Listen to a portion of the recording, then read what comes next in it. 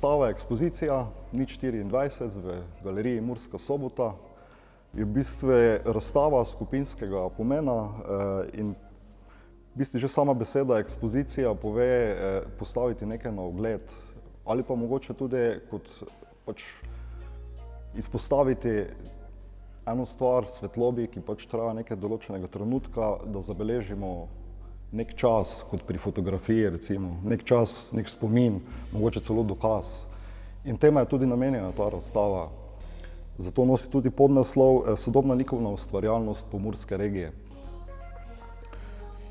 Za samo razstavo je prišlo nekako do sodelovanja z galerijo čisto spontano ob enem pogovoru in izkušnji iz prehodnih razstav skupinskih in smo ugotovili, da je že kar nekaj časa minilo od zadnje nekšne takšne razstave, nekšne predstavitev, kjer se je tudi vključevalo mlajšo generacijo, ki se pojavlja v tem prostoru.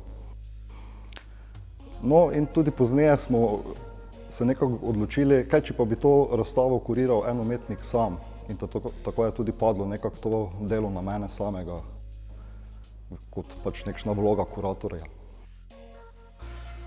Ker seveda galerija Murska Sobota razpolaga samo z določeno kvadraturo prostora, ne moremo predstaviti celotnega segmenta te likovne produkcije Pomurja ali predstaviti vsakega umetnika v Pomurju. Tako smo nekako prišli do številke 19 in tako je na tej razstavi predstavljenih 19 avtorjev. Ker sem že samega začetka nekako hotel razstavo speljati v nekem sproščenem duhu, se niti pri sami izbiri ali naboru samih umetnikov nisem obremenjeval z ničim. Torej pomeni, nisem se obremenjeval z njihovo strokovno izobrazbo, njihovim statusom, spolom, v kakšnih medijih delujejo. Nekako sem se osredotočil samo na to, da je umetnost še vedno aktualna, da so umetniki še vedno aktivni, da živijo in ustvarjajo v tem prostoru.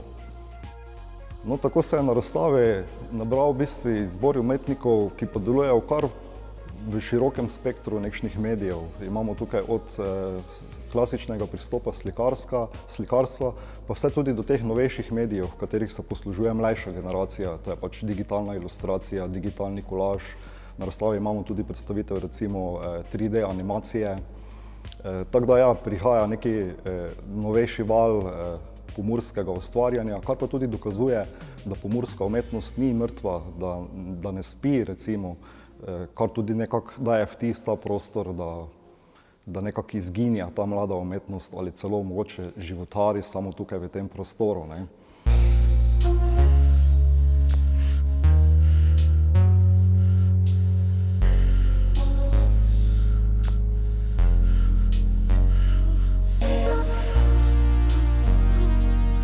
Torej, številka 19 za razstavo, torej 19 umetnikov, kot sem že omenil, ko smo ugotovili, da prostor razpolaga s to določeno kvadraturo, kjer se kvalitetno lahko predstavi, bom rekel, da teh 19 umetnikov, zato jih nisem omenjeval z ničemer, tudi ne z kakšno tematiko ali z njihovimi mediji ali velikostjo slik. Omejeval sem jih samo pri številu del, recimo, torej 2 deli na avtorja, ki se nekako med sabo podpirata in tudi na koncu v bistvu pri postavitvi dajo možnost, da je postavitev, bom rekel, zračna, da nekako dela dihajo, da avtorji nekako sobivajo v sožitju med sabo, da se dela med sabo ne požirajo. To predvsem mislim, da ta starejša generacija predstavljena z avtorji, ki so že uveljavljeni v slovenskem likovnem prostoru, ne mečejo prevelike ali pa sploh kakšno senco na to mlajšo generacijo, ki se nekako začne pojavljati. Hotel pa sem tudi izpostaviti nekšno vozlišče teh različnih generacij. Saj kot rečeno, se mi zdi, da ta mlajša generacija nekako tava v tem prostoru in mogoče potrebuje to kakšen stik za to starejšo generacijo. Mogoče so tu kakšne nove ideje, mogoče kakšne nove povezave, mogoče celo kakšne informacije, ki jih ta generacija potrebuje, da lahko vstopi, se predstavi ali pa tudi prodre mogoče v širši slovenski likovni prostor. No, ta starejša generacija sta na tej razstavi dva velika pomurska, prekmurska likovnika, to je Prešernov nagrajen Sandi Červek in pa Mirko Rajnar. Nidva pa sem izbral v bistvu za to razstavo, ker sta kar močno vpletena, bom rekel, v ta razvoj pomurske scene, saj preko Nidvinih rok je skozi različne mentorstva pri delavnicah ali pa celo na fakulteti, tudi v srednji šoli, šlo kar nekaj dijakov, študentov, tudi kar nekaj entuzijastov, samorastnikov, bom rekel, v tem prostoru, ki pač likovno res ustvarjajo že kar nekaj časa in tudi dokazujejo, da so kvalitetni in dobri in vredni omembe ali celo pozornosti, da se pokažejo, da dobijo nekšni sveži zagon. No, tej generaciji Sandija in Mirkuta, ki sta najstarejša v tej postavitvi, pa je sledila pol tudi prijetno sodelovanje z uveljavljeno avtorico, kot je Katja Sudec-Pernarzik in pa tudi Katja Pal. Recimo, potem se tudi pojavi na razstavi en segment, ki je tudi zelo priznan, to je likovnik Matjaž Geder iz Gornje Radgone, ki je kar priznan grafik v slovenskem prostoru. No, pol pa se to začne nekako zajemati z generacijami, ki pa še niso nekako imele šanso prodreti nekam ven iz pomurskega prostora, vendar kot rečeno tudi kvalitetno ustvarjajo. Tako je tudi sledila pač ta združitev in moram reči, da ja, ta želja po tej združitvi in tem efektu je nekako uspela. Dela so lepo predstavljena, vsak umetnik je lepo predstavljen, spoštljivo predstavljen, kot rečeno, dela med sabo lepo funkcionirajo, je lep ritem same postavitve in pa tudi nekako skozi ta ritem s to postavitvijo je uspelo rečem, da infiltrirati ta dela teh starejših likovnikov, uveljavljenih likovnikov, da se dela pač izgubijo med to postavitvijo in da ne izstopajo.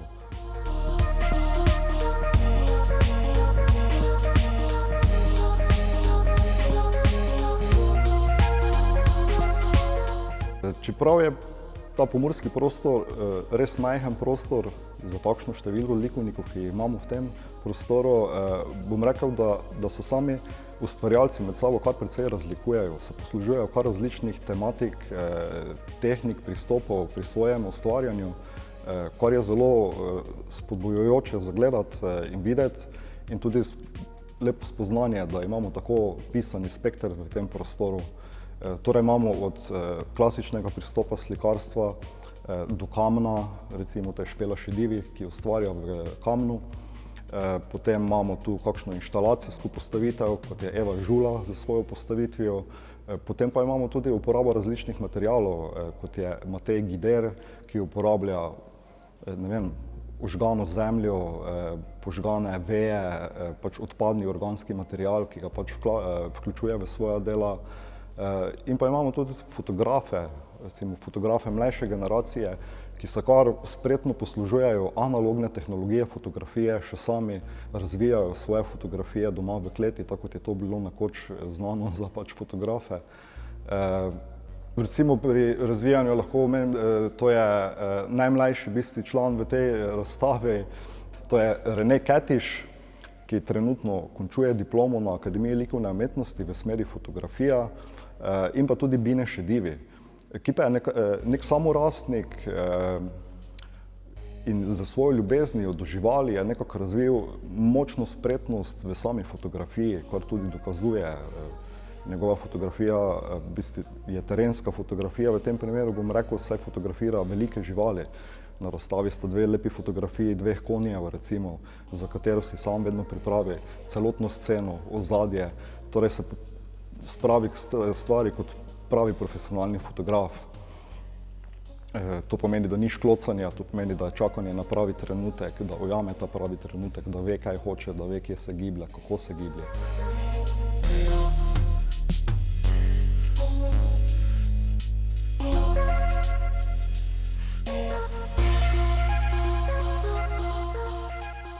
Tudi pristop svojih del, ki sem tudi sam vključen na te razstave, ko za pač slike uporabljam različne podlage. V tem primeru bom rekel podlaga kratkodlakega krzna umetnega, na katero slikam.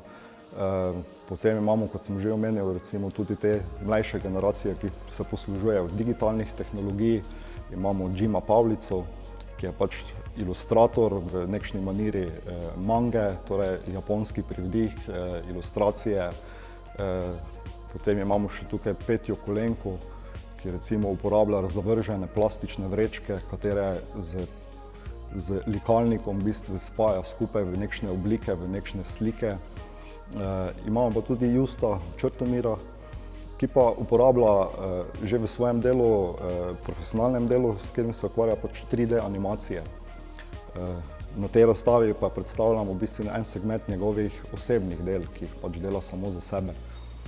Potem imamo še tudi mlajše generacije, ki se tudi poslužuje digitalne tehnologije, torej digitalnega kolaža. To je Špela Fridau iz Gornje Radgone. Imamo pa tudi kakšne novitete, ki so prišle, recimo, ki jih je pripeljal COVID nazaj domov. Tukaj bi izpostavil Klaudijo Kolarič iz Gornje Radgone, ki je v bistvu doštudirala in prišla iz Münchna.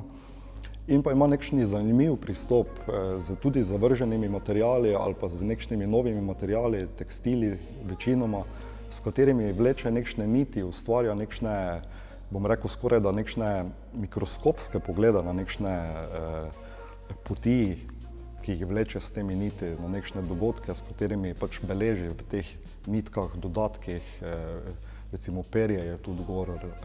Tako skratka zanimivi pristop in zanimiva tehnika.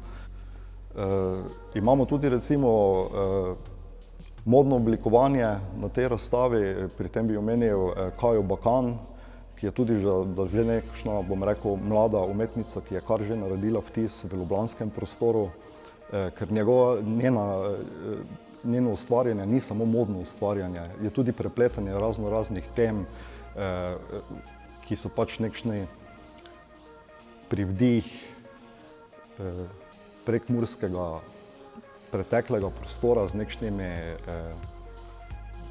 običaji, recimo, in to nekako prepleta skupaj z svojimi izkušnjami mladega življenja in željami mladostnikov, bom rekel, v tem sodobnem svetu.